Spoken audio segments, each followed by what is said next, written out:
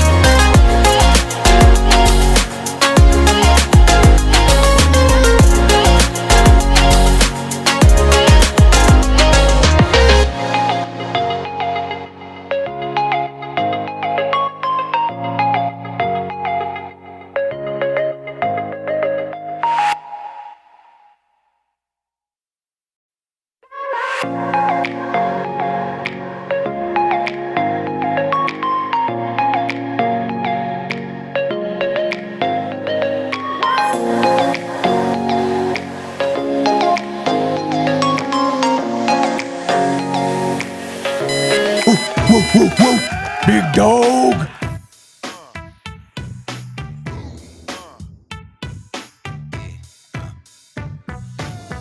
What up, everybody? Just getting my TikTok all set up. I already done banned a couple people already over on TikTok. Good morning. Welcome to Coffee Hour.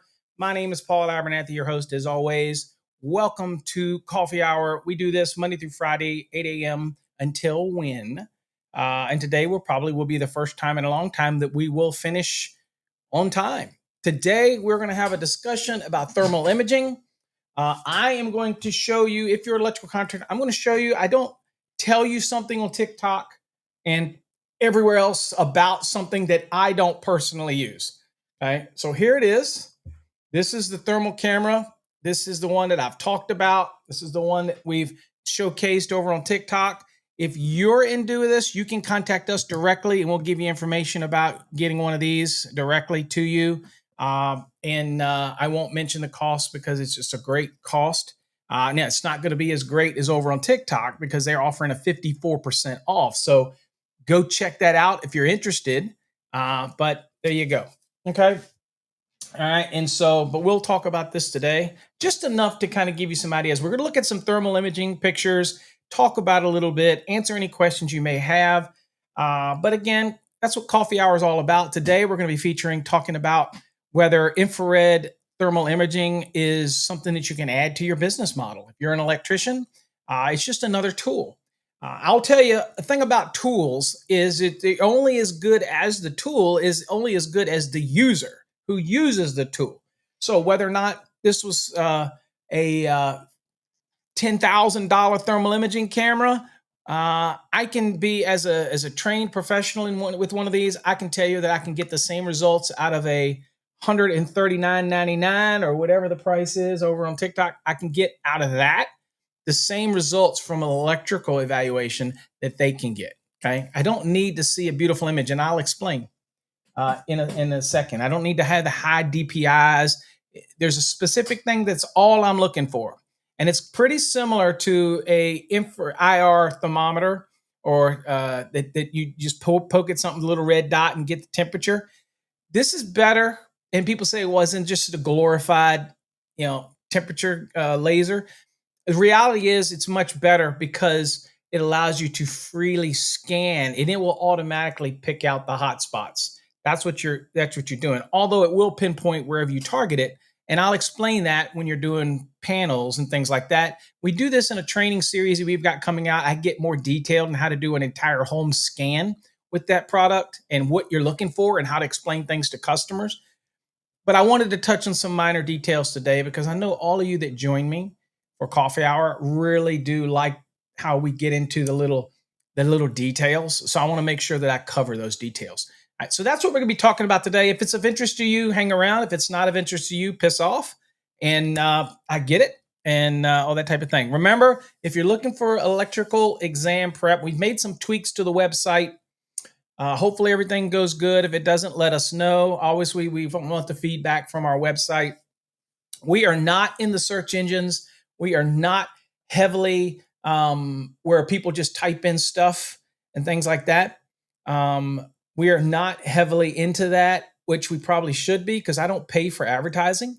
But at the end of the day, we organically bring people. So again, you're doing me a huge favor. If you're ever thankful of anything that we've ever done for you, whether it's answer questions or anything, please share us everywhere. Share our website, fasttracksystem.com. Let people know. You see somebody post something about, I'm looking to take an exam prep course. I'm imploring you to help promote us. That's the only way that we stay around. If we stay around, I keep teaching you. I keep bringing you content. I keep talking about little things that can help you maybe grow your business. Without that, we cannot grow. So we need you to help us grow. And also tell people about coffee hour every morning, that type of thing. All right, so let's see here. Let's live vicariously through you folks. You got anything going on? Tell me who you are, where you're from, what you got going on. You got anything you're testing on? You're taking a test. You're confused. You're nervous about taking a test. You don't understand the right way to prepare for a test. Maybe you failed a test, right? Maybe you failed and you're like, Paul, I need advice on taking a test. Maybe you're hiring somebody, firing somebody. Maybe you're looking at growing. Maybe you're interested in SIA. SIA is huge. It's going to be huge. And so maybe you've got questions about SIA. Maybe you're on the fence. What I can promise you is that we will not waver from the entry thresholds at SIA. It is so cost effective, under $5,000 to get involved in that program. If your company or you can't afford that, then it's not you're not who we're looking for, and it's not right for you. Okay. A lot of people look for something. I want to get started for nothing, and they want to make all the money. It doesn't work that way. This is business. Okay? It's not personal. It's business. So anyway, let us know in the comments. I'd love to hear from you. Let's go on and see what we got going on. Again, Paul, good morning. Glad to have you here. Adam, as always, glad to have you here. Good morning. Let's see what we got. Mr. Yingling is in the house. CMECP in the house. Whoop, whoop. There we go. Thanks for joining us. Big dog. Corbin, I see you. I see you in the house. Thanks for joining us today. What's up, Skiaddle Skadiddly Doo? Glad to have you here as well. What's up, Peter? Good morning. Wonderful having you here on the coffee hour. I see you in there, Beto B. Good morning. Glad to have you here and watching and joining us. AJ for the win. Good morning. Glad to have you here. Manny, I always know you're here. So good morning. Let's see here. Happy Thursday. Happy Thursday to you, Red Dog. Out in Big dog. Early out in California. Are y'all excited about the Olympics coming? I don't know when that's coming, but y'all need a new governor. I'm just saying. I don't want to get political, but y'all need a new governor. What's up, Rob? Glad to have you here. Welcome. Manny's in the house. I'm sure Manny's on all platforms. And I did turn off the sound, Manny. I appreciate you. Wait a minute. Before I see David in this room, let me fix this hat real quick. I know he hadn't said it yet, or I haven't seen it. Let me fix that pin real quick. Fix that hat, because I know how David's a stickler now. What's up, John? Glad to have you here. Good morning, my friend. Glad to have you here. Adrian, glad to have you here joining on the show. Alberto V, I see that win for you. All right. I see that win in here. All right. Cool. All right. So again, folks, welcome. Share the love. What's up, Alex? I see you in here. So today we're going to talk thermal imaging and why you should add this to your portfolio if you're an electrical contractor. If you're an electrician and you're doing side work, you can make a side business also doing thermal imaging and keep it very tight. I think one of the things that attention deficit disorder has been beneficial for me as an adult, not as a kid, but as an adult, because it forces me to focus on something and then I get on something else and then I can put the time in there. But one of the things that I've noticed is that when I am focusing, I am super hyper focused on something until I get it to the point where it's pretty good, and then I go to something else. Well, you almost have to be like that in business. You have to be really good at what you do, but you also have the ability to pivot into something else and think that, you know what, I don't want all my eggs in one basket. So, one of the things you can do, and we also have a course that's going to be available who teaches you all the ins and outs. We'll teach you exactly how to use this unit because this is the one we recommend. It's cost effective. It's not going to break the bank. Okay, there you go. So that type of thing. And we sell these directly too. If you reach out to us, we'll send you a link on our website where you can order this. It usually takes a little longer to ship to you, so bear with us because it comes straight from the factory. Okay, we're not trying to make any money on these. We just want to make sure that we put them into people's hands. But you can't market this right unless you know how to market it, because people are going to be like, well, I don't pay for that. I don't care what you're scanning my crap. So you have to understand how to market. And again, I think one of the biggest things that people don't realize that costs money or it costs an investment for you is education. Understand what you don't know that you don't know. I mean, how do you sell something? You just say, hey, I just want to do a thermal scan, or hey, I want to do energy monitoring, or hey, do you need new GFCIs or receptacles, or you should have something changed in your house. There is a way to do it, and we teach that in the SIA program, but we're also going to have that also with the thermal imaging course that we're going to have that is basically just for electricians. I don't want plumbers, mechanical builders. I don't want home inspectors. That is not, now, home inspector can do it so they can learn better to use it as part of their everyday tool, because they probably don't. Most home inspectors probably don't. And they're a great resource for this, because if they learn how to do this right, they can bring work for the electrician.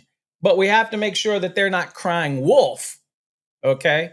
Crying wolf can get you in more trouble, especially a home inspector. So having a tool like this at their disposal, if they know how to use it properly, can bring them great results. As a home inspector, do not recommend municipals doing anything like this. Nope, absolutely not. But definitely electricians and that type of thing. What does Tom say? What does Tom say? He's got ADHD as well. Keeps me from sleeping most nights and 20 projects going at once. Yeah.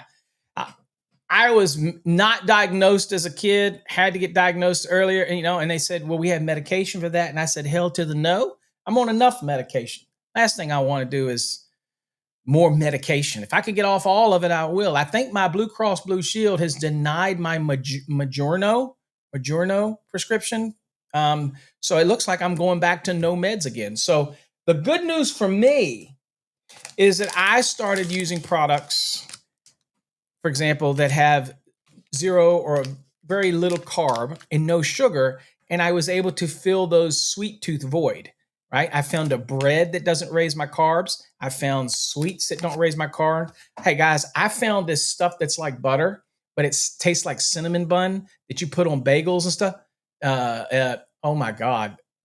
I should share that on the show just to share it with you, because it's a guilty pleasure that's not going to raise anybody's blood sugar. It's healthy and it's like crack.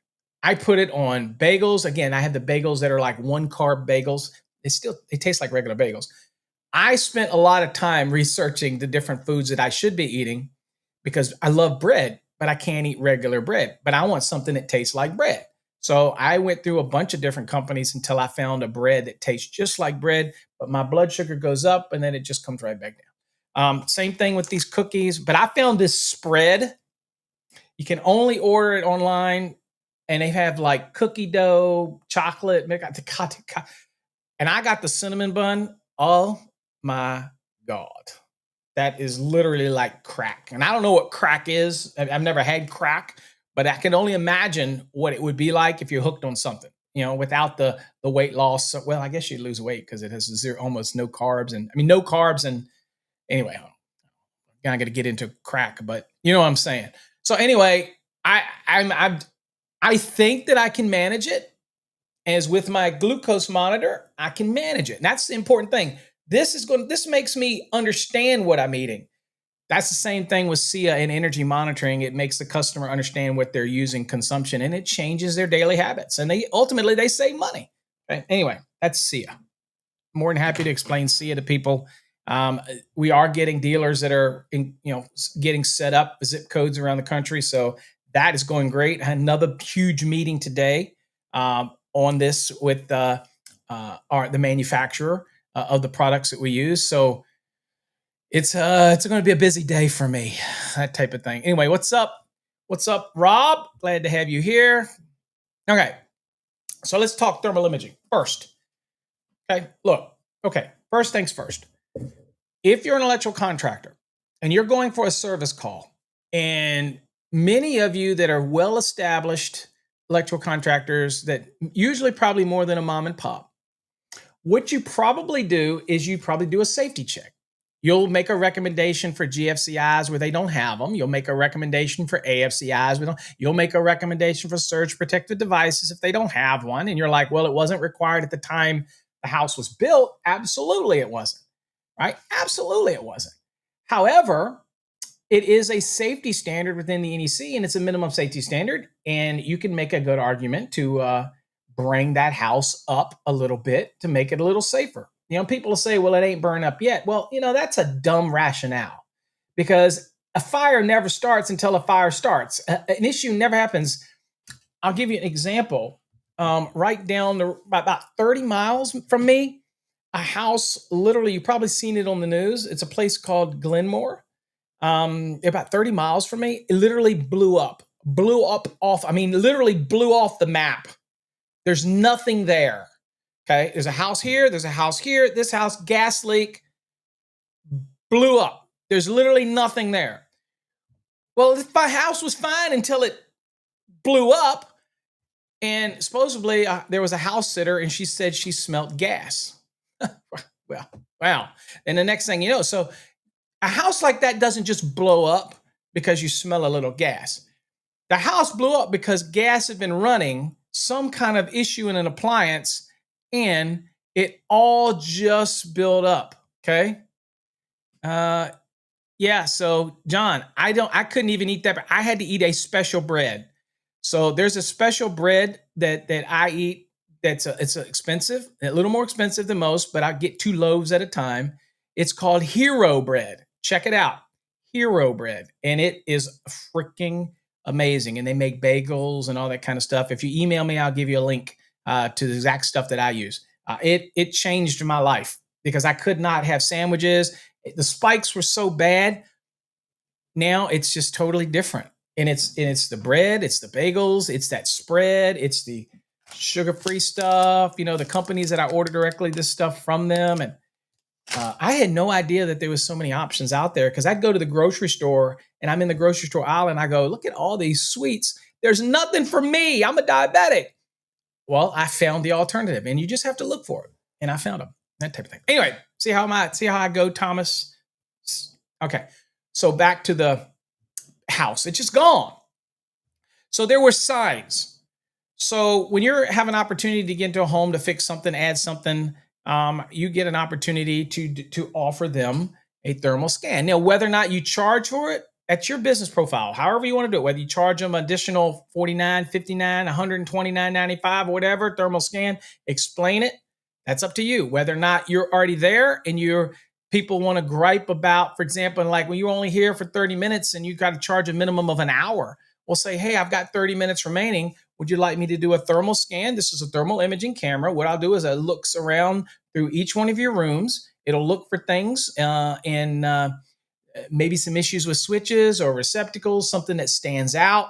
We'll look at your panel. We'll look at see if there's any loose connections, any breakers that may be having a problem. You never know. I've seen breakers with the whole back side of it burnt out and they were still running. It looked fine from the front. I've seen it. Okay. So at the end of the day, this would have detected and elevated for you to bring attention to it. Now, but there's right ways and wrong ways to do this. And that's what we train in our program because, again, you don't want to be the one that cries wolf. And we do not want to try to promote stuff to clients that we can't justify. Okay. I'm a big believer in that. I can show you how to properly use this, how to sell it, how to use it, how to market it, and how to look at things and judge. In fact, I did a couple of little sample videos. You might have seen them on Facebook or over on TikTok. Okay. And I basically was at a client's house and I used it to do some thermal imaging on some stuff and educate them a little bit.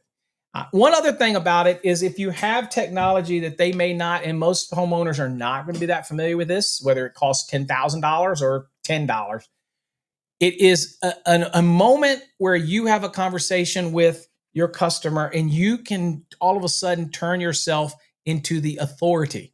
And authority convinces people to buy versus simply trying to hard sell them. I'm not going to tell them, okay, I'm not going to try to hard sell them on something like this or even our energy management system or monitoring or EVSE. I'm not going to try to sell. I'm going to educate them. And if I have them go around with me, and I actually want them to go around with me, and I show them this camera, if I do see something that needs to be looked at, okay, then it makes me an authority and they're more apt to listen to what I have to say. I'm not just a hard salesman. I'm showing them. They visually get to see it. It's a big difference. Okay, big difference. And we need to be more educators than just sellers. That's the Zig Ziglar approach. Educate somebody, and they're likely to buy. Okay, that type of thing. All right. All right. So let's see here. Let's see. Let's go real quick and look at the lesson here. All right. So what we're going to do is we've got some thermal camera images that we're going to look at. Okay. This is just, again, you can just go right on the internet and search for those. I will point out some things that you should be looking for in the fact that you do not need a multi-million-dollar approach to it, right? Or multi-$1,000 or even multi-hundreds of dollars. You can do this for this right here. You can get for $139. I can guarantee you make this back in your first week if you understand how to use it properly. And again, it's available over in our TikTok shop. But if you're interested in this, you can contact me directly and I will give you the information on this. But if you're in TikTok, it's right down there and you see it pinned to the screen. I don't know how long it'll be at that price. I can promise you if you buy them from me, you're not going to pay that price right there. You're going to pay more than what's on TikTok because that is directly from the manufacturer. Okay. Me, it has to come through them, through us, through a distributor. So it's costs a little more to do that chain. That took out the middleman. That comes straight from Ant Bank. So anyhow, for us, we can't buy directly through Ant Bank, so we have to buy through a distributor, and the distributor is going to mark it up, and then of course we resell it. So so again, you know how that works, okay? So that's the best deal if you can get it, and I don't know how long that'll be there, that type of thing. So anyway, all right, so let's look at this. So let's go on and look at this image real quick. I'll click on this image, see if we can't bring this image up. Let's see here. Okay, so this is an image. Now, let me see if I can share the screen. Hold on here. No, it's not good. Let me see if I can share this one. There we go. There's the one I'm at. Okay. All right. There's the one that I'm doing right here. All right. Okay. Forgive me if I jump around a little bit on the screens because I don't know which one I'm sharing, by the way. Okay. So if you look right here in this image, now the scale that they're using right here. Okay. Hold on. Oh yeah. Sorry. This is the one we wanted to look at. My bad. All right. So you see the scale that he's using right now. So in this thermal camera, one of the neat things, all right, so it's kind of going through some pictures real quick. So hold on, I'll pause it and we'll look at it. So one of the neat things about this camera right here. And I'll come to real quick so I can show you this for those that are interested. For those that are not, you're going to have to just bear with me because today's talking about thermal cameras. Is this camera here? The what's thing about this one that I like is you can get a camera that, costs you a couple of grand, has so many freaking features that it really makes life complicated. All I want was something that I can point at something just like I can a regular thermal type of thermometer, right? Temperature meter. And I want something that's simple, but I don't want to have to make sure that I keep track of the red dot. I want to make sure I get somewhat of a visual, but I want it to automatically log for me as I move it around. This has that feature in there. That's critical for me because I am going to be scanning things looking for hotspots, and I want the maximum hotspot so that I can apply my scale. Now, the scale is going to be where you're looking to see what is the temperature rise from the ambient temperature that's in the area and anything that is next to the thing that's registering a higher output. So you have to establish baselines. And so we have a card, or it's part of our SIA training. We have an actual temperature rise that explains what's good, what's moderate, what's hazardous, what's an alert. Okay, so it's a color scale. Okay, and I even posted this, I think, over on TikTok. It's the little guide that's in our training. Okay, so let's just say typically, if I'm looking for something, let's say, for breakers. The manufacturers of breakers, actually, the temperature threshold for circuit breakers is extremely high. They test them at 40 degrees C. So at the end of the day, it's like 212 degrees Fahrenheit or something. It's very high. Okay. And so we have to learn that and I did one of the videos where I did a scan just on the breaker. And you're saying, and I did it for a reason because it's a two-part test, right? One is I wouldn't use my hand, dude. I don't have that, diabetes. I don't have that good a sensitivity. I can't tell that. I just can't tell. I won't be more accurate than hands personally. But so especially if I'm selling a service, I don't want to, that looks okay. That's okay. That type of thing. Cause I've had breakers where the front of the breaker feels okay, but the whole back of it's melted out. So there is things that you have to do. But everybody has their own techniques and their methods, that type of thing. And I'm not talking about you, John. It brought back a thought that people had sent me before where they think they use different things. You know what I'm saying? And I'm like you, right?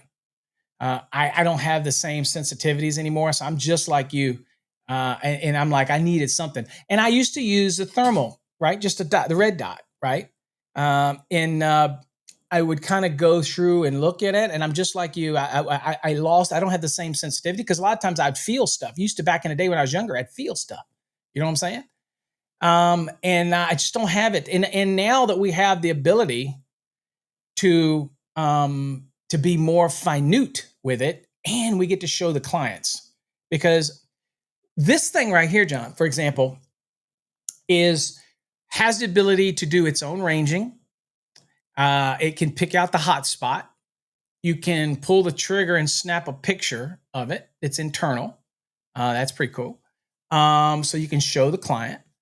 But you have to make good judgments. For example, I did a video and I showed me scanning the front of the breaker. It's plastic, right? The breakers are plastic. So the temperature is going to be a little different at the plastic than it is back at the termination.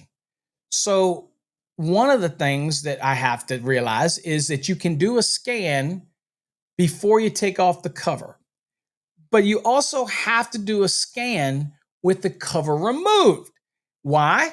Because between those breakers, there's gaps, there's the bus, and so the heat signature and different hot points connections are going to come better, okay? Better when you're actually removing something that conducts heat that can affect the view, like the panel cover. So there's two approaches to it. One, if you're doing a panel, you should always scan it first. Okay, look for everything as far as the breakers are in order, the temperature rises, typically not more typically not more than 20 degrees over ambient, unless, okay, there's a load on it. It's pulling a load, like a dryer's running or a water heater's been running, and it's going to get warmer. So interesting enough that the manufacturers, and we have that actually on the little guide that we have, the manufacturers give their values, and you would be surprised at how hot breakers can get and how hot they're tested to. And there's no problem. The manufacturer's like, it's okay. It's perfectly fine. So we want to make sure that we're not crying wolf, right? And when we see just a breaker that's hot. Now, AFCIs and GFCI breakers are going to run warmer, right? They're going to run warmer simply because they have the internal components, that type of thing. You get what I'm saying? But I'm just like you, John. And I'm back when I used to be able, I'm like you. I used to be able to tell kind of, but it's changed for me too. And for a lot of people, I think the other thing is if I'm being professional and I'm selling a customer something, that I'm better off doing this than me just saying, it feels hot. So I think it's probably, I'm like you.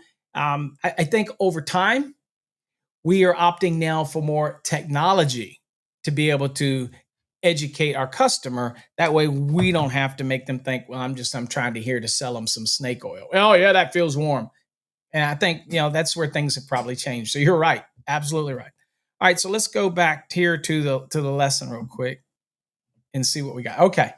So right here, for example, let me get my mouse here. Okay. So here you see this. This says defective switch knuckles cause overheating on the switch. Infrared image services. So here you see the loading or a visual tool. Yes, people love the visual tools, right? So here you see, here's the loading, okay, on the conductors, okay? Here's another interesting thing that I'll tell you about conductors, and people ask about conductors when we do ampacities, and you always hear me say that the conductor acts as a heat sink, that it pulls away the heat from the overcurrent device, that type of thing. And so that's why breakers are typically assigned for continuous loads at 125%. It's in the conductors are limited, okay, to 80% of the overcurrent device's rating for continuous loads, or you take a conductor that is a continuous load and do it at 125%. We're increasing the size of the conductor, but typically it's because the breaker needs to help dissipate that heat, right? So what I thought was interesting is right here, you see that this switch is really hot, and there really shouldn't be any reason for this to be high and elevated right here, right? It's simply just a pass through. This is nothing more than a simple old switch knuckle. This is it. Not overcurrent devices, not. So this tells me that why is this heat here? Okay. So it needs to be evaluated. And I don't know what the heat signature is here, but you have a heat on the conductors, obviously, because they're under load, right? And this is going to transition, but you have some very hot right here. What is the reason? What is the reason this is so hot?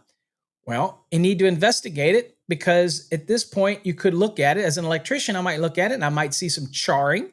I might see some discoloration.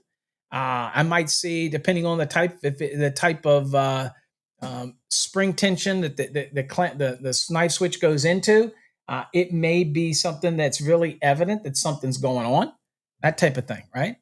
But what I was pointing out is, notice how the heat signature slowly dims out, right? Slowly dims out. That's because that heat is being dissipated through the conductor, and it helps pull some of this heat away. But the fact of the matter is that this is the termination, right? And this right here has an excessive heat signature. That would tell me that this needs to be investigated. All this is a simple connection, okay? Any connection directly that has a high heat signature is a problem, because it means it's not a good connection. Now, depending on the temperature range, we don't know, but we train you for that in our thermal imaging class, what temperature to look for, that type of thing. But since this is the loading, and this seems to be really elevated right here, this tells me that there's something going on with these connections right here, Whether they're just loose, it's not making a good connection, and under loading, it's really I squared R. Okay, so I, the current squared, times R, the resistance, is going to cause that heat to build up, and this is could be an imminent failure right here. Now, I'll also train you, folks. Okay, corroded wires could have high, yeah, but I doubt that's this at this one. I doubt. Oops, hold on here. Let's see here. Hold on. All right, hold on. I got away from the picture. All right, and I'm not sure how to get to the next. I'm not sure how I did that. Hold on here. Let's see if I can move to that picture. Hold on. Let me see if I can get to that picture real quick. Hold on. Let me get back to that picture real quick. Oh, right here. Okay. So this was a bit. So what I can tell you right here is it's not going to be about the corrosion, right? And the other thing that we train in the class is if this insulation here is very close to the same temperature here at the termination, then that termination is typically solid. So all of this is loading because of the current going through it. This is a spike point. And so with this thermal camera, for example, is by moving it over and not being so pinpoint, moving it and letting it, it will find the highest point. And so this, because how high it is right here, this is a termination connection right here, no different than it is right here. So something's going on with this knife switch. It's elevated, okay? Something's going on, and it furthers additional investigation that we would have to look at, all right? But yes, you could have corrosion here. You could have a bad connection here, okay? Yeah. What are you saying? Not in your picture. I'm saying in general, could you cause high heat? Absolutely. Poor connection, over torquing, where it is relaxed a little bit, whether it's copper or aluminum. Absolutely, JC. Absolutely. You could have, and if it's over torqued, for example, for aluminum, and then everything has a spring back. It's pretty much 8000 series aluminum and copper are pretty much the same. But if I over torque copper and I over torque aluminum, which makes it even worse, then what happens is you increase the potential for that compression to withdraw and create a little gap in there because the material can't spring back. So it creates a gap. Under normal conditions, it is probably not going to be a problem. However, if this case, that was a switch. So chances are that switch is going to something that is pulling a significant load. You get me? So what happens is that poor connection is going to exaggerate the heat signature. You don't need a $5,000 FLIR to do that. This will do this. And the reason I like this one is because it keeps it sometimes too much. Okay. I don't need a Bugatti to go down to get some milk from the 7-Eleven. I can use a Pinto. Okay. I'm just saying. At the end of the day, I would say this is more like your Fords, your Chevys, your run-of-the-mill everyday. I don't need all those bells and whistles because this is all I need. It has a 24 by 240 by 240 imaging, which is all you need for electrical, and it's signature, and it has different settings. So I will show you this because I do think that you folks can appreciate what you're getting in this model, and this is so freaking cheap. I'm not. All right, so here you can see this. I don't know if you can see it. You see its heat signatures on me right here. Obviously, the hottest part of me is my mouth, right? And my wife will confirm that. This is the hottest part of me right here is this mouth. But anyway, you got different palettes that you can run through. Now watch this. And it's depending on your taste. Check this out. There's a different signature, different heat pattern. Hold on, let me get in here. There you go. Different heat pattern. Just one was going to be better than the other for you to determine signatures of heat. Okay. That happens to be the scale I like to use. Okay. Yeah. So it depends on your different scale. There's all different scales. It all depends on which you find that's better for you to pinpoint things. I like the color scale personally. I think the black and white scale is okay. But my favorite is, and I'll show you again, my favorite is this one right here. This is my favorite because obviously the hot spots come out very quickly. The class is not online yet. It's not available. We're still filming it. We've got some footage in the can, but we're still filming because I want to do a very in-depth about this setup, that type of thing. But yeah, this thing is so easy to use. Now, I'll give you an example. If you see me, watch. You're not going to be able to tell, but you see, hold on for a second there. You see there's a red dot that'll come up, right? Briefly, okay? I don't know if you can see it. It's a second dot that comes up. I don't know if you can see it. Let me get that pointer on it. It's hard to show. It's hard to show in the camera, but there's another red dot that comes up. So when you point it at something with heat signature, okay, it actually brings another dot up with it that is measuring the maximum, okay? And so that's what you're looking for. It's trying to find the heat signature that is the highest heat in the area. And it's kind of neat. It's hard for you to see it, but it does. Anyway, that's the camera. And the setup is so simple. And when you want to take a picture, you just simply find it. Once you have the highest temperatures that you've got, then you click the switch like this, and it'll save it, and you can see it. And I want to show you how easy it is to find that. You just click OK. You just click OK. That's simple, right? And then you go to Album. You click OK. And then you go to the folder. And you click OK. And there you go. So I took a picture of one of the clients on something that had a high heat signature. It was 102, and the ambient around it was 70. So in this case, it was a piece of equipment and that type of thing. So, and the class is going to be a multi-video series, all right, that type of thing. But we don't know overall. We're thinking it's going to be close to almost an hour or maybe even an hour and a half of training for this, that type of thing. Okay, so let me delete this picture while I've got it here, because I don't need that picture anymore. Okay, so anyway, that's the thermal camera, and again, you can see how it works. You don't need any, Anyway, we'll explain the difference. Now, one of the things about training is to understand. It's not so much the tool, okay? It's understanding what the temperatures mean. Let me give you an example. So when we were and we'll look at some more images here in a minute, and I'll point out some things. The customer wanted me to go around the house, and he had various appliances plugged in. For example, in receptacles, he had these those stick-ups, those things that put out the scent. They have a little wicking. It's made by Air Wick or something. And when I shined it on that, it was like 190 degrees. And he was like, oh my God. And I explained to him that we don't care about the things that are plugged in to the receptacle because they can easily be removed. Now, and most of the things that you plug in are going to have its own ability to dissipate heat, have internal fans, coils that are designed, even though it's running hot, it's designed to move that heat away. For example, in one of them, I went to one of his subwoofers. Now he has a subwoofer in his media room, which it goes in the back. He keeps it plugged in. It's Bluetooth.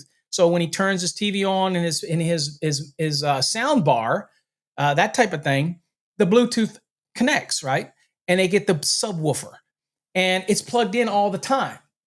And I went over it, and I looked at him and I said, okay, see the temperature on this? And it showed a signature on it. I actually got that video up on TikTok.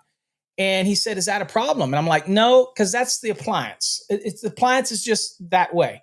Okay.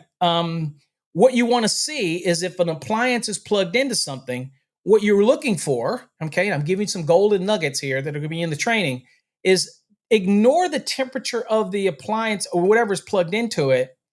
In this case, like just simply something you would take a cord and plug, and follow the cord all the way up to the receptacle. If the receptacle is not showing elevated heat at the terminations, then again, which is going to show easily on your imager, then there's not a problem. One, it's not pulling too much load. Now, as an energy specialist, I I did inform him that that's kind of wasted energy because that is running all the time. And in a home, you could have 10 to 15 of these things running all the time. And I explained to him if you had an energy monitor, you could actually see what all of this stuff draws. And you could be a little more conscious about all these things that are sucking energy in your home that you're paying $30, $25, $30, $35, $40 a month. And you don't even, I mean, you're just giving it away. You'd be surprised at the cost of energy today, kilowatt hours. You're just giving it away. It's running nonstop, 24/7. And then he asked questions about what if I have a sump pump that's running? How would I even know? Because you don't hear them today. They're down in the sump. And I'm like, you could have one that's locked open or something like that, and it runs for days, and you're wasting money. So again, when it comes to energy monitoring, people are always struggling with what's my return on investment? Why does somebody want to monitor? Well, why do you think span panels added it? Why do you think that's even around? It's not about being able to remotely turn off a breaker. I mean, let's be real. Who cares about that? All right. There's no breaker in my panel right now that I choose to want to cut off. I really don't. And the fact is, the whole point is they stay on. But they monitor your energy usage. Why? Same way I use a glucose monitor, because it changes my habits. It makes me think, well, for example, Rockingham Power, where I'm at, co-op, they have an on-peak and an off-peak rate. So in my energy monitoring system, I actually have it set to do certain things during the off-peak. And you have to train yourself. Like, we will wash clothes and dry clothes after a certain time, and it just becomes habitual. And you might think, well, Paul, does it really matter? It adds up, and that type of thing. So I'd rather do certain things during off-peak. EV charging, I'd rather do that during off-peak than on-peak if I have that option in my area, that type of thing. And for example, the funny part is our system will actually look and find out what your kilowatt hour plan is for your power company in your area. And you can program it in so it knows the schedule, okay? Because that's a published thing, okay? It's pretty cool. All right, so anyway, thermal imaging. Okay, let's look at a couple more pictures here. All right, let's see here. Let me make this a little bit bigger so maybe we can get a little bit more on the screen. Probably not too much. Okay, so that's that one. Let's go to another one. Okay, let's look at this one real quick. So this one right here, we're looking at is some fuses. Okay, so infrared locates a overheated fuse clip at the bottom. All right, so again, so this could be single phase or three phase. We don't know. Okay, we don't know. What's up, Craig? Welcome. What's up, Greg? I see you in here. What's up, David? I see you in here. We don't know. But what we do know is there is heat. So there is load going through this fuse. Okay. And we see it. And the one thing about it is we train you to look at these pictures and take an overall evaluation. So what's the difference between these two fuses? So obviously, if it is single phase or if it's three phase, we want balanced out loads. We follow all the paralleling rules. We follow all of the rules for the conductor links. And we follow everything. And we look at it and we say, well, how come this leg is pulling more than this one? Well, it may not be. But what you got going on is you look down here and you'll notice that the bottom, the location overheated fuse clip on the bottom of the right fuse. Okay. And I think he means left fuse here, but there's the left one here. Okay. And look at the level of heat right here. Notice how it's not transitioning down through the fuse, even though it's still elevated here. This tells me something is going on here, because this one right next to it, assuming this is three phase, the way this is set up, or single phase, the way it's set up with alternating current, the loading, how loading goes, I should see similar characteristics over here.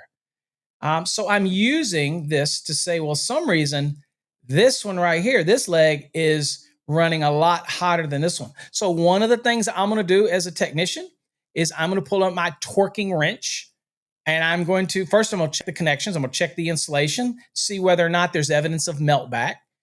Also, I'm going to look at the fuse and see if there's any evidence of deterioration or discoloration or maybe carbonization or anything here in my evaluation, right? And then what I'm going to do is I may also, if I'm the electrician here, I'm going to pull this fuse and I'm going to test this fuse. Okay, I'm going to continuity test it. I'm going to pull the other one, which seems fine. I'm going to do a resistance across the fuse test to see what's going on, to see what and compare it to this one. I'm going to do all that reasoning to look, okay? And even in here, I'm going to see whether or not there's some evidence of damage or arcing that's on this fuse terminal, okay? And I'm looking for all these things because I'm being forensically careful in how I do it. But as an evaluation, I'm just going to say, this is abnormal. Now, as an electrician, as a professional, I'm probably going to click an amp probe on this, okay? Especially if this is the same circuit. Okay, if it's just a 240 volt circuit and this is leg 1 and leg 2, for example, of a single phase, then I'm going to probably see what's going on here. I'm going to say this is the same circuit. One's a 120, the other one's a 120 to ground. Together they're 240. Why is this one pulling more? Is this going to a motor where they should be balanced out? Something's going on, so I'm going to investigate it, but I'm most certainly going to call it out. But when I click an amp probe on this, I want to see what these readings are. And it ought to be dramatically different. That's what we train you. This is how you you're the expert. You should get paid for that service. This can get you there. But we train you how to go to the next level, things that this is not going to do. Okay, we train you to the next level, and that's what our training course is going to go through. And we talk to you about how you present it to the customer and the little tests that you're going to do on it, that type of thing. So anyway, there you go. That's that. Okay, so there you go. So this is probably the culprit. Probably on this is some loose terminations here or here, but we'll be able to tell that based on what the load pull is. Okay, so the load pull should be fairly similar, but if the connections are poor, then that poor connection is going to cause that current to skyrocket because, okay, gaps or air are resistant. Okay, they act as an insulator, so it's resistant to current flow. Otherwise, at this point, you're going to have an elevated heat signature, that type of thing. Let's look at another one. All right, so look at this one right here. What do we got going on in this one? All right, so this shows a loose lug. This was over 200 degrees Fahrenheit. Okay, so you see how the temperature is really, really bright right here. It's going down. Something is going on right here. Okay, not happening over here, not happening over here. It's just simply right here. So the first thing that we're going to do as an electrical expert is I'm going to probably take this loose. I'm going to visually check the conductor. I'm going to see whether or not it's been over torqued and cramped or crushed. I'm going to look at it. I'm going to look at the lug. I'm going to look for evidence. And there's also something else that I do. Okay. And you all don't do it. And it is available. I think it's available in our TikTok shop. We make this available. It's a little device that you put on a standard ratchet, and it goes in, and it actually is a digital scale. So we're not talking about a normal torquing wrench. It's a digital scale. Okay. When I'm giving you some little tidbits here that you can't get, and I don't think you can get anywhere else. They're very cheap. You put this on there and use it, and you don't mess with the lug yet. What you do is you put it in, and then you torque it down, and you keep going until it gets tight. Okay. You keep going. You want to see what it is. You keep going until it starts to get to where that actual lug looks like it's going to actually do something. Okay. Because it's going to be on a torque. The device sits between the wrench and the lug. And what you're trying to do is you're going to set the values for this lug based on the panel, whether it's foot pounds or inch pounds, if it's small lugs or foot pounds, whatever it is, you set your meter at that. And then you're going to verify that it's at that type of thing. Okay. And so at the end of the day, what I'm going to do is I'm going to pull this lug loose. I'm going to examine everything, make sure it's connected okay, that it's not loose. Be very careful. Obviously, proper PPE, protective eyewear, and protective gloves, especially since you're doing diagnostic testing, and this may be live. But that's why we only bring electricians in the SIA program. You got to be an electrician. You got to be. because we're going to investigate this lug because there's something loose going on here, whether they over tightened it, under tightened it, corrosion. The lug itself is loose. But here's the thing. Here's some tidbits. Notice how it's not transitioning the heat further into the board, okay, into the conductive area, which tells me that it is very much right here. If it was loose in its connection to this board, then the heat signature would carry on up into the actual bus because the connection's closer to where that is. So this looks like this is more focused right here on this connection, that type of thing. And this was over 200. Now look at these other connections. That's what's important about taking the ambience and locations. Okay, remember, it's not about we don't really care about the quality of the image. All we care about is the temperatures we're reading. And you might say, well, I can use a regular old thermal gun and I can get them cheap for $30. Yeah, but it's so hard to make sure you're getting it pinpointed. This is why I like this, because I don't have to. I can move it all around and it will lock the maximum so I can record the maximum, that type of thing. I'm just saying. And it also has an automatic feature in here, which will lock the maximum. So it keeps it at the high level so that if you're moving it all around and you forget to capture it, you can look at it and go, oh, so the maximum in this area was 100 degrees Fahrenheit. Okay, that type of thing. So that's a feature that's built into this. You don't need a $2,000-$3,000 FLIR or Fluke to do that. Okay, this is an amp bank. It's available on our TikTok shop. It's pinned live. If you want to get this and learn, and you want to take our course, I encourage you to get one if you want to take our course. If you want to get it directly from us, just reach out to us and we'll share a link with where you can get it. It's not in our store online because it's for SIA members. But if you want to get it and you're going to take our course that we're going to offer, which is available to any electrician, not just SIA members, then this is what you want. All right. But if you already have one, what's up, Thomas? Have a good day. Take care. But if you want to get one, if you have another brand, that's okay too. You don't have to use the one we use. I'm just saying. All right, let's go to another picture. Okay, check this out. So this right here, this is quite an interesting one right here. This right here is an electrical where it's plugging in. So see right here, you can kind of faintly see the receptacle. So it's plugging in, right? There is no need for this heat signature. And then notice how the heat is really high here on the cord, right? So this tells me two things. One, where the cord connects to the cord set into the back of this plug, where it usually goes into the back where they have the little set screws, it tells me that they are loose. And it also tells me that it's not making a good connection here. So one of the things that this also could be, one, a bad cord, or two, it also could be a situation where the actual retention on the actual receptacle, the device, has become loose. And so the more load that we're pulling, the more that's going to exasperate that poor connection. So when you go around with your 3-light dummy testers and you put them in, you plug them out, you put them in, if people have receptacles that literally the receptacle just falls out or attachment plug just falls out, that type of thing, then they need to have their receptacles replaced. You need a certain amount of tension. And you say, how do I sell that to a customer? It's easy. Show them a picture like this of a receptacle and say, this is what happens. If you're plugging something in it that has a load to it, right, that's pulling a load, the worse the connection is, the more exasperated the heat's going to be. And so you can show them these things and replace that receptacle, that type of thing. And I can also tell you, if the receptacle is that worn, it is a high probability that that is a receptacle that they use a lot. Because typically you're not going to get them to wear out like that unless they pull it in and out, pulling it in and out all the time, that type of thing.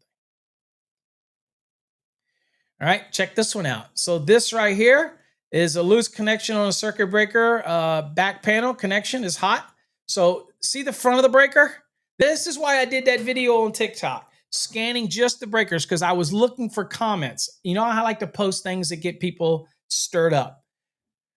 The front doesn't look so bad because plastic can dissipate heat very well, okay? Notice back here at the termination, right? That is why what we do with this is by pulling the cover, it can look down between the breakers. It can see it. It can pull those heat signatures out. So we're not just looking for the front. When you remove the cover, you have this little gap between the breakers, okay? Very little gap, but this can pull the heat out from back there, and it can get it. And if it means that you need to loosen a breaker and to get a better understanding, then you can do that. And that is part of why you are the professional, because you're the electrician. You can remove a breaker, turn the breakers off on the right side. You can remove them, scan it at an angle, okay? Put the breakers back on, remove the left side, just pop them off, scan the right. Again, this is electrician. And I'll have somebody say, well, no, you should never pull a breaker off. Dude, you're an electrical contractor. You're not a home inspector. You're an electrical contractor. If you can't remove a breaker in a panel to investigate something, you probably need to go into plumbing. I'm just saying. Hot on the left, cold on the right, crap don't run uphill. That's all you need to know. I'm just saying. So again, you'll develop your techniques. We will show you various techniques. But a case like this, I would be able to detect this because of the gap that's between the breakers. There is enough that will actually send a signature through. And I show that in our training on how that works. But I don't have a problem removing a breaker at all. I mean, I'm an electrician. That's what I do. All right. All right, look at this right here. So here is, right here, this is a loose screw on a circuit breaker, right here. Notice how the wire is pulling away the heat, okay? Right? But you notice on this breaker, it's hard to tell whether this is a double pole or a 3-pole or whatever it is, but this right here is very high. So we want to examine this. You're the pro. Something looks different. It looks like an anomaly. First thing that goes through your head is, all right, is this breaker running something? And what's the legend say? The legend says that it's to a garbage disposer. Okay. All right, that type of thing. So, or some other type of load that you need to justify why it's running hot. But again, at the end of the day, this seems to be extremely hot here, and it breaks off and gets cooler. So it's certainly not a loading concern, because a loading concern would be the whole conductor loading that would cause a problem with the insulation, which again is probably 90 degrees C, which has a rating of 194 degrees Fahrenheit. So if I were to see temperatures like right here on this insulation that are higher than 194 degrees Fahrenheit, that's cause for concern, because that is the maximum threshold of that conductor's insulation. All right. Now, breakers have a much higher threshold, but you'll notice that the breaker is at a different temperature than the actual termination. So in looking in this, I'm going to break out my torquing device, and I'm going to take this loose. I'm going to examine the connection, look for any evidence of overheating, look for any evidence of curling of the insulation at the end. If it's thermoplastic, it'll curl. If it's thermoset, it'll get brittly hard at the end. Okay. And look at that, and then look at the connection. And at the end of the day, it may be as simple as taking this wire, cutting off what looks bad, putting it back on, and retorquing it to the proper setting. Okay. But again, this gives you a good opportunity to see what they possibly torqued it at. Okay. Because you can look at the rating, what it's supposed to be torqued at, and then you can put your device on there and see what it registers at before it snaps. That type of thing. All right. So let's see here. All right. Check this out. So now this one, notice that in this panel, so this is a parallel set of 3-phase. Okay.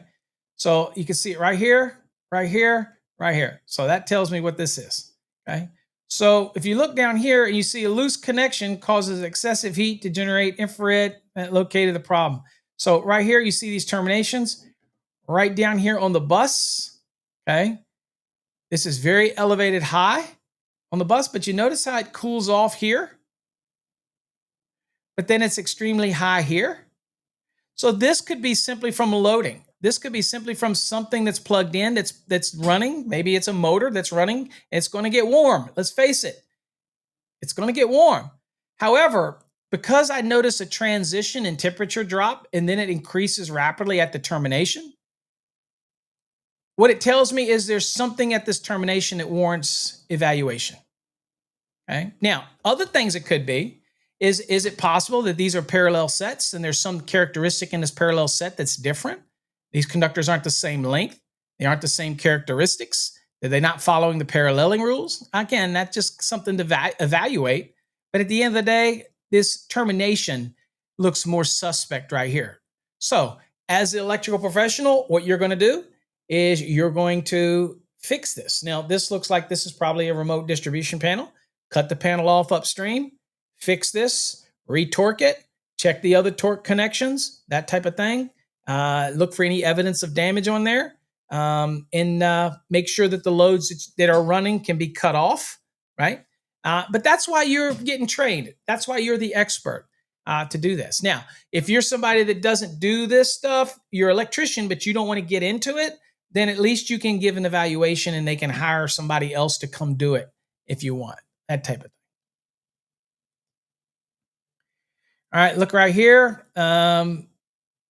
Here is an example of scoping batteries. So if you're a PV person or you do battery backups, this was a quick scan of the batteries. And the way all these batteries are installed, notice how this one cell is elevated extremely high, okay? So this means that there's a problem with this one battery and it's potentially imminent failure. So if you do systems of battery backup or ESS systems or whatnot, then you can scan those and you can try to detect a cell that looks like it's having a problem so that they can replace it now before something happens and the system goes down. So that's pretty cool. You can do that. There you go. Here is the image shows a hot connection on a transformer. Okay. We don't know the temperatures here, but you can see right here how this connection right here, and it gets really hot. Okay. So what we would do is, depending on this temperature, we use our scale. So we have a scale that we provide through the SIA training or through the imaging training, and it will say if it's at a certain scale. So what you might do as an electrician is that you might change and reclean this termination and reconnect this termination. Okay. Now it could be something wrong actually in the winding, but you're going to look at it and you're going to scan it all, and you may see the heat dissipates very quickly into the winding as it has more surface area for the conductors of the winding. So you might see that it dissipates, and you only see that the elevated temperature is right here. Then again, you're going to check these terminations. It may be just as simple as terminating it. It may be as simple as it's corrosion there, different deteriorating effects, things like that. Then you're going to check that out. All right, here, this is external connections inside of an oil circuit breaker. Okay, so inside the oil, you see that inside of here, which is hard to see, but inside of it, extremely high elevated temperatures. Then it means that there is something going on inside of that transformer. I mean, that circuit breaker. There's something that's not right inside of it. Okay, so again, you'll learn that in our training. Okay, this right here is a picture of a disconnect switch with a defective contact. Right, so again, you see pay attention to things that are around it, and then you'll notice here something's going on here. And this is where we start looking for evidence of heating and things like that. Okay. Let's see real quick. Let's see here. We've got some other pictures I want to show. Let's see if I can find some more. Let's see if we got a couple more here. Okay. So this one right here, this is a 800 amp switch, right? And you'll notice at the terminations here on switch, okay? Down here, extremely high. And you see the temperatures, right? So this is Celsius, okay? So some people do Celsius scale. Some people do Fahrenheit scale. I like to do Fahrenheit scale. But you can change that in the meter if you're more familiar with it. Either way, it doesn't really matter. We translate it for you in our training so that you can decide either one you want. But I can tell you that in this case right here, that 30 degrees Celsius, for example, is 86 degrees Fahrenheit, right? So if I were to look, and I can use a converter, and I can say, okay, so it looks like we have a temperature down here that is right here is say approximately the highest on the scale was 64 degrees Celsius. We can ask, let's see if we ask, I don't know how to, I have to ask this. Says, Alexa, 64 degrees Celsius is how many degrees Fahrenheit? 64 degrees Celsius is 147.2 degrees Fahrenheit. All right, so it's 142 degrees Fahrenheit. Okay, so again, that at a termination is going to be different than what a breaker or an overcurrent device is actually rated for because of the internal circuitry. So the only reason you'd have that elevated temperature, 140 some degrees at a termination, is possibly due to a poor connection. Now, since this is three-phase, obviously 800 amp, then what you're looking at is some that's a little higher, not too bad, some that has nothing on it at all. So there is a disparaging difference between these two. So it warrants additional investigation. I would click amp probes on here. I want to see what current is being drawn, especially if it's a three-phase and it's multiple sets. I want to see what's being drawn. Now, since this is even across all of the conductors, it's very even, then it tells me there's a high probability that there is a loose connection right here that I'd want to look at. Here's another example right here. So this right here is a breaker, okay, on this circuit breaker. Now, again, this is a three-phase, okay? And you'll notice that in evaluating it, how come only one of the phases, when typically on a three-phase setup, we're balancing it out to a motor or something like that, how come one of the phases is higher than all the other ones? These are down in the cooler range. How come it's just one? And it carries all the way up to the termination. Now, just shining your unit or one of those thermal guns that do temperatures on the breaker is not going to yield anything. This is why you pull the cover. So you start out by doing the whole panel to get a good representation of what's going on. You're looking for evidence right away. Then you pull the cover. Then you start digging down at different angles, okay? And the neat thing about this one is that this is auto-detecting. Means it will scan everything in your screen, and it has, no matter where you point it, it will always look for the hottest zone and record it so that you kind of get an understanding what your overall temperatures are in there, and it keeps it, that type of thing. And you snap a picture, and then you can have it to show your customer instantly, that type of thing. So in this case right here, we have white heat. Okay, so on this scale, it is very high. Okay, so you see how this does a spot difference right here. So the spot right here is 41, right? And there's a max up here. It looks like 61 degrees. So again, it is elevated and hotter up here. Whether or not somebody were to argue, well, that's acceptable. It is obviously not when you consider it is a three-phase and it's a three-pole breaker, and in relevance to the other conductors that are other phases, this is a problem. So first thing that I'm going to do as an electrical diagnostic technician is I'm going to click an amp probe on each of these, and I'm going to take a reading. Okay. Now, we also have a recommendation to CM members for what we feel is the best budget amp probe. It's a meter. You know what I'm going to say. It doesn't have to be Fluke or FLIR. It doesn't have to be the most expensive on the market.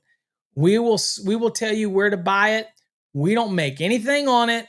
We're not an affiliate of it, but I will tell you the name that we recommend, and it is just an amazing meter. You're paying for all of the advanced features, but you're not paying for the brand. But the guts are made in the same factory as the high dollar ones. You're just not paying for that branding. Okay. That's important to me. All right. So, but I have tested it. I have referenced it to many people. I've even done a review on it on my YouTube channel. All right. So anyway, this is telling me something's going on right here. Okay. And so obviously I'm going to check this, pull this loose, check it, and I'm going to retorque everything properly. Okay. That type of thing. And I might have a follow-up visit, or I might go on and do what else I'm doing, and I'll come back and check it later and see what's going on. All right. This is in a panel. So finding overloaded circuits. So you see these breakers. Okay. So these may or may not immediately be such a concern. because these could be AFCIs, GFCIs. It's all about the temperature. However, there are certain signature things that we'll train you on that you will learn. For example, look right here. So this is a double tapped device. This is double tapped. This is double tapped. Okay. This one's not. That could be a loose connection. Here, notice how these conductors are literally glowing. Okay. But you notice the breaker is not crazy. Okay. So this right here could be a situation where it's just the actual load, but the breaker itself has no problem. Okay. It's rated to handle. It's the actual loading. So this is where I want to make sure that I understand what the temperature rating is of this conductor. Again, you've heard me say it. Okay. The temperature rating on these conductors is 90 degrees C, 194 degrees Fahrenheit, and 90 degrees C. Anything above that on a conductor's insulation is not good. It's going to break down. It's going to dry out. If it is plastic, like thermoplastic, what's going to happen is the plasticizer that's put into the product will start to mitigate out of the product. And that's where you get the drips of this clear substance from the plastic. That means that conductor has been overloaded over and over and over again. And now it's taking the catalysts that are in it and starting to regress out of it. Okay. So this here is something that we have to look at, and we have to fix these connections. Plus, we want to look and see what is the loads on here. Okay? Why is this running so hot? Is it because I had two? Now look at this one. This circuit right here is extremely high compared to this one. What's the load on this? Okay.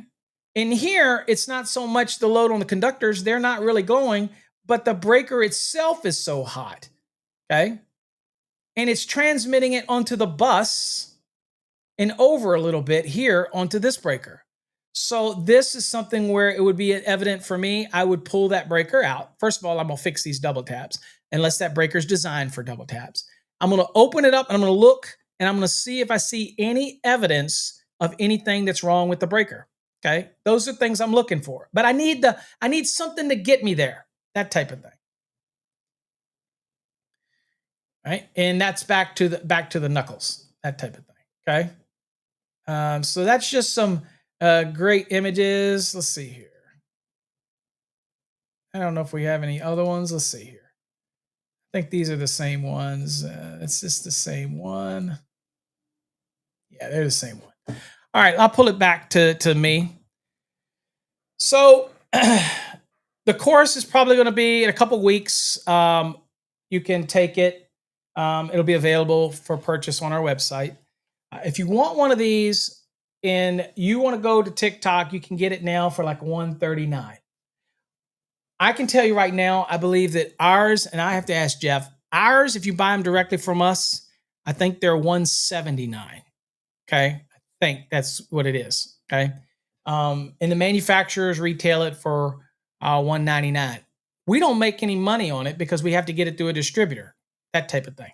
So I think it's $179. You can save money by going to TikTok. I can't buy it for you. I don't control TikTok. That's the manufacturer selling it directly to people, and they can cut out the middleman. Okay. I have a middleman. I don't buy these directly from AmpBank. Okay. So, and that company's only been around since 2023. So I am quite impressed, being that I've owned higher money units before. I am impressed with this build. It is solid. It has some weight to it. It's ruggedized. It's got a great grip. It charges with USB-C. Okay, that tells you also it's not the old USB-A or whatever. It is C, which is the standard now. It's got 7 color palettes. You'll find one that works best for you.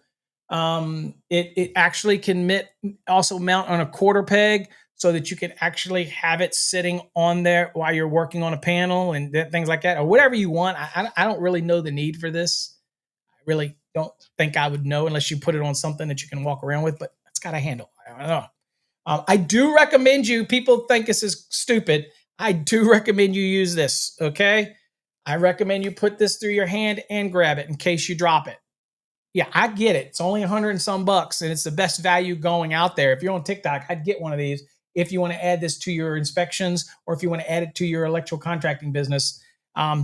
And we'll also have a module in the training on how to sell this service. If you're already in the house, it's a no-brainer. If you're already in there, you need to offer a service. No different than adding GFCIs, AFCIs, surge protected devices, all that type of stuff. Doesn't matter. That type of thing. Somebody calling me, you're probably on the show. I'm not going to answer the phone, bro. I'm not answering the phone. All right, so there you go. That's what I would look into. Okay? All right? It'll be available. You'll see some videos on it. You'll see me promote it. Do me a favor, folks. Make sure you share the show. Let people know about us. It keeps us here. Without that, we could leave. We could go away. And I won't do the weekly show every day. And, we're not in search engines. We're not search engine optimized on our website. I am not a web designer. Jeff's not a web designer. We don't hire out people. I do a lot of the stuff. I started making websites 20 years ago. Okay. I remember I was making websites for when my brother wanted to do a 2000 celebration, right? Whereas it was the change and everybody thought that everything was going to collapse when the clock hit, when the year was 2000, remember? 1999, everybody was freaking out. Well, I created the websites for my brother who was throwing a big party, a 2000 party, right?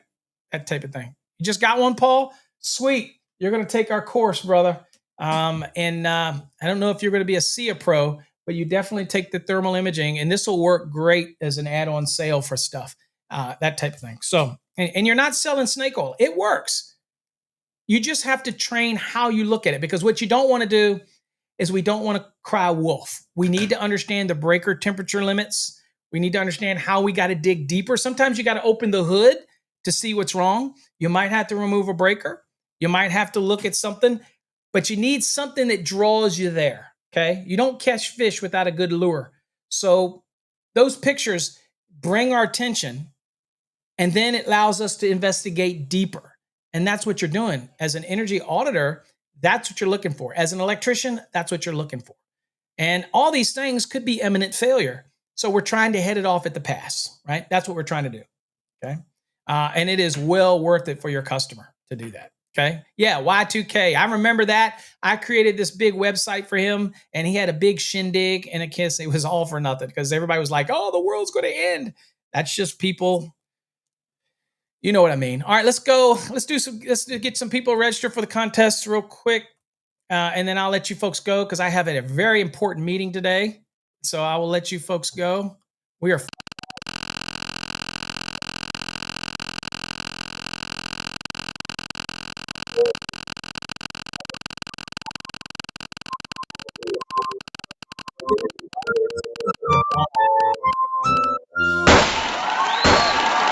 DJ Jones. Hey, my old CEO was Mr. Jones. There you go. So you are an instant win. So what you won is the 2023 exam prep question. There's 25 questions. So if you are a Fast Tracks member, or you go to our website, fasttrackssystem.com, fasttrackssystem.com, register for a free account. And then what you do is you email us at winner, WINNER, at fasttrackssystem.com. Email us your username that you set up on the website, and then we will go in and add it to your profile. And so when you log back in, you just go up to your profile and you'll go down to my courses, and you will see your 25 question quiz. And you won an instant. So you don't have to wait for the drawing for that. You get that right now, but you got to go register on our website. And if you already are registered on fasttrackssystem.com, email us at winner@fasttrackssystem.com. Give me your username, email it to us, and we will get that dropped into your account. Okay. All right. All right. Let's spin the wheel again.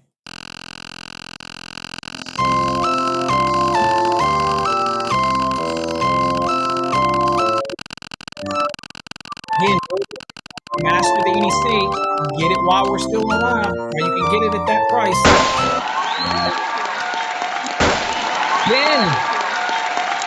Ben Minna. All right, Ben, you're registered for Trade Hog. If you haven't tried Trade Hog either, I don't know. It's the best thing to have in your pocket. Even if you go with the basic or the light, just to have somebody to ask questions in the field. Okay. You can't all call me. Okay. So it's a great resource. Okay. Marlon, again, did you send it at winner@fasttracksystem.com? Because if you send it anywhere else, you're not gonna get anything. Okay. And if you just sent it not too long ago, you probably, if we had to ask you to send it again, then you got to wait until we do the next engraving and it goes out, that type of thing. Okay. They're not instant. We don't just run and engrave stuff for folks, that type of thing. Okay. All right, Ben, you're in the drawing for that. All right. Anything that goes anywhere else, guys, it's not the winner email, and it ain't going to be filled. It's got to be to the winner. I've had people send it to our.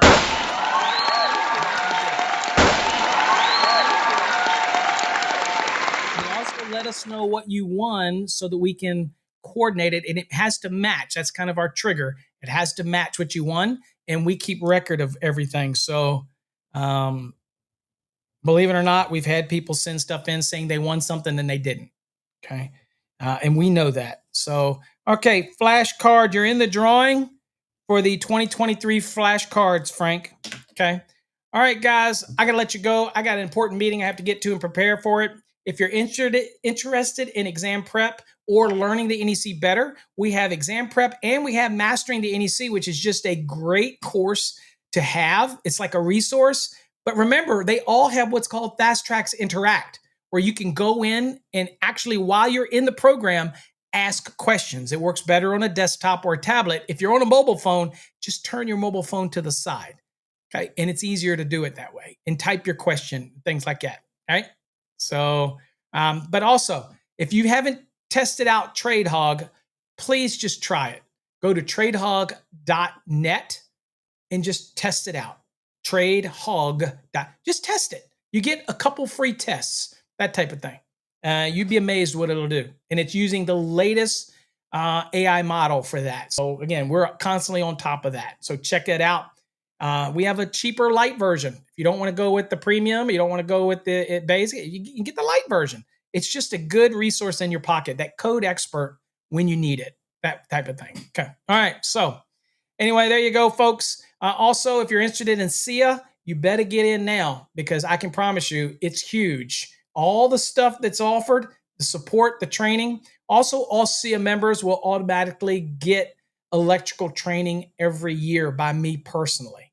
Okay. So it's a course that'll be presented for y'all. So it'll be, it's all included. So it's a no-brainer. Check out SIA. And we're going to keep producing guides and instruction manuals and tutorials and all this kind of stuff. It's a big thing. Check it out over at SIA Pro, CEEAPRO.com if you're interested in SIA Pro. And don't forget to check out the tube, Fast Tracks Tube. Again, we have some great stuff. TradeHog is amazing. Fast Tracks Tube is amazing. I think our courses are amazing. And now we have SIA, which is equally amazing. And of course, if you want to take your game to the next level and you're a master electrician, think of becoming a certified master electrical code professional. Marketing, elevate your game. Put all these things together, a SIA Pro, being a CMECP as well. Dude, use TradeHog to make sure you're accurate. It's a win-win package. All right, folks, I'm always trying to come up with ways to make you better. Till next time, stay safe. God bless. Oh, get over to TikTok. You better get it before I turn it off. Best price you're going to find on this bad boy right here, thermal camera. This is exactly the one that we're going to use so that I show you how to look for certain things. All right? Take care.